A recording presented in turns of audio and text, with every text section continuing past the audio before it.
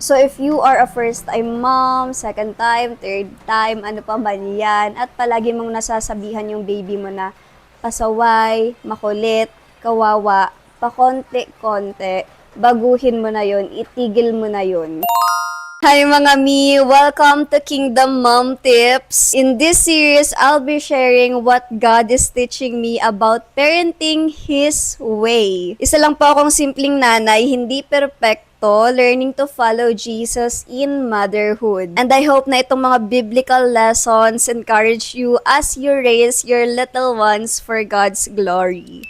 Tinatry ko talaga yung best ko, hindi man perfecto, na i-raise si baby Kowa sa way na gusto ni Lord. As in, palagi ko talaga pinagpipray, Lord, give me wisdom kung paano ko papalakihin ng maayos yung anak ko. Always ako nag-aas ng tulong kay Holy Spirit kung paano ko i-discipline, kung paano ko tuturuan yung anak ko. So, eto na nga yung pinakaunang lesson na tinuro sa akin ni Lord. Proverbs 18:21, Death and life are in the power of the tongue. As a parent, what you say about your child and over their life is so powerful. For example, sa akin, nung bata ako, palagi ako nasasabihan na mahina yung utak ko, na bobo ako, even sa school, simula kinder, basta yung buong elementary days ko, pinagtatawanan ako ng mga classmates ko kasi nga, mahina ako.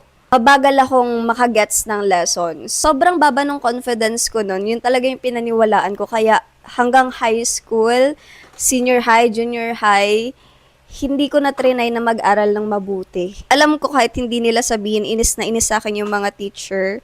Tapos may naririnig pa nga ako na puro lang paganda, wala namang laman yung utak, ganun. So from elementary hanggang senior high, puro ako line of 7. Masaya na akong 84, 85, 86, 87. Nagkakaroon lang ako ng 88, 89, 90 kapag sa arts. Kasi mahilig ako mag-drawing. Iiyak siya, sama daw siya sa atin. Nagising kasi siya, nagulat siya sa akin. Pero nung na-encounter ko na si Lord, nagkaroon ako ng personal na relationship sa Kanya, natuto ako magbasa ng Bible, mag-devotion. Soap method pa nga yung ginagamit ko noon nung nag-uumpisa ako mag-devotion. Doon na-develop yung love ko for learning. Then, nag-first year college na ako sa UST, Fine Arts yung aking course. Mas lalo ako na-challenge mag-aral kasi akala ko drawing lang, painting, sculpt lang. Yung mga classmates ko, magagaling na sila sa arts, tapos magagaling pa sila sa academically. Siyempre, nakisabayan na rin ako kasi nga mahilig na rin ako nun mag-research. Doon ako natuto mag-aral, mag-review. Kaso nagkaroon ng pandemic, tapos basta may pinagdadaanan ako na na-depress ako, tapos nag-stop ako mag-school. Tapos nung nag-decide ako na mag-aral na ulit, lumipat ako ng school from UST, nag-community college na lang ako. Tapos yung kinuha kong course is business administration, major in operation management. Nung nag-start talaga ako ng college, iniiwasan ko talaga yung math. Takot na takot ako sa math. Pero alam nyo ba, eto ako, graduate ako ng business ad, major in financial management. Yes, na-survive ko ang calculus. Grabe yung puyat ko, yung iyak ko, para lang maintindihan ko, mag-gets ko yung mga basic lessons ng calculus. By the grace of the Lord, na-survive natin siya. So imagine mo yun, me, for 13 years, na stuck ako sa belief na mahina yung utak ko, na bobo ako, na hanggang doon na lang ako. That's how powerful words are. They can bring life or death into someone's life. Stranger pa lang magsabi ng negative about sa'yo, sa buhay mo, grabe na yung impact, 'di ba? How much more kung sa parents mo galing. So, ayun yung tinuro sa akin ni Lord. Always speak life over your child. Speak blessings, hope, and God's truth into their life. Even when what you see doesn't match what you're believing for, your words matter. Sometimes, sobrang kulit ni Kowa, na-overstimulate ako, nauubos yung pasensya ko, nasasabihan ko siya na pasaway siya. Pero at the end of the day, nire-renounce ko yung mga salita na hindi ko sinasadyang sabihin sa kanya.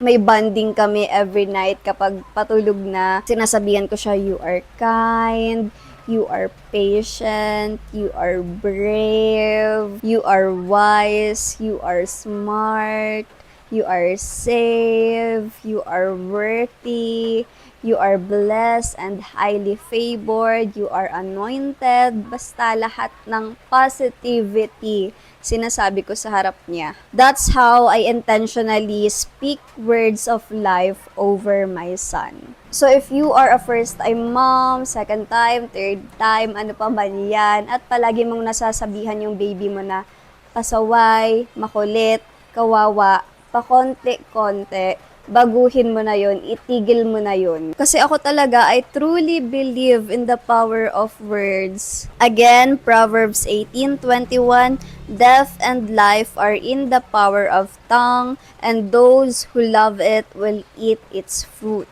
Words kill, words give life. Either poison yan or fruit sa buhay ng isang tao. Bilang isang mommy, choice mo kung ano yung ibibigay mo sa anak mo, poison or fruit. Naniniwala ako 18 years from now, papasalamatan natin yung sarili natin na nakinig tayo kay Lord na mag-speak ng life sa buhay ng mga anak natin. So that's it for today. Shalom, shalom!